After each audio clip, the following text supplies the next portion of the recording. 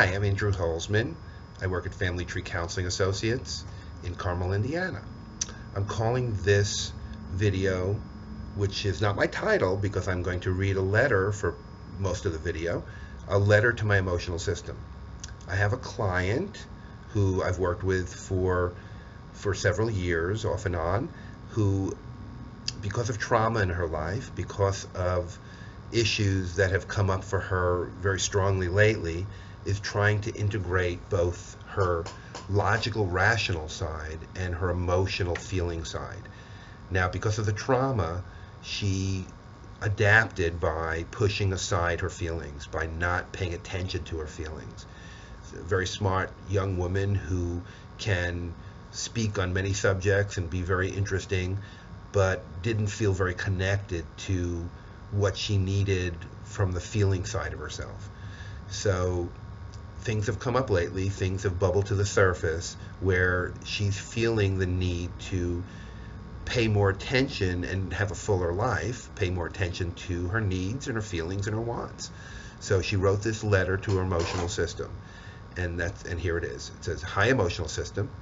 I know for many years I have ignored you, refused to acknowledge your existence, and fought against you. However, this last year, you have decided enough was enough, and as soon as I decided I wanted to understand you, you took control with a vengeance. You wanted to be listened to and not pushed to the background any longer. I also knew that I wanted to go to all those really dark places, but you kept getting in my way. So being the stubborn, pig-headed person I am, I decided to keep pushing and ignore you and go to those dark places. So far, I have made a lot of progress, but I still don't have a sense that you and I are actually communicating."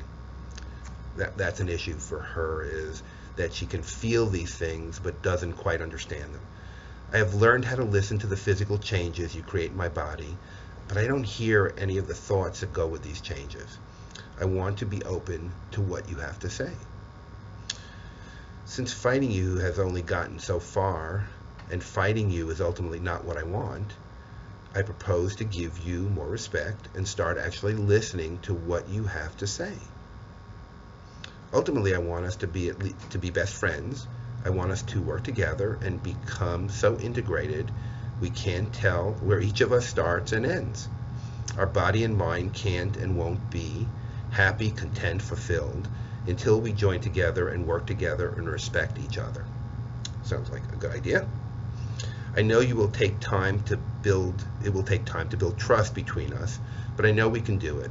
I also know that as the two of us start working better together and learn each of our strengths and weaknesses, that will become an unstoppable force.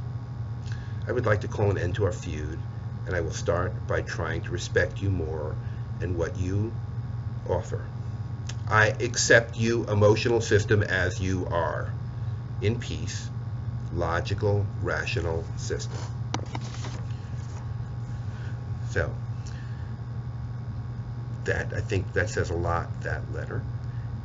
Here's a person who, because, like I said, of things that have happened in her life, she shut down that connection to those feelings.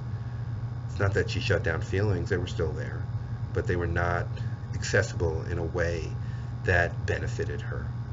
And that's what she's trying to do. She's trying to figure out how to have these feelings benefit her by being closer to her husband, by closer to her family, by connected to friends, by being able to work up to her potential.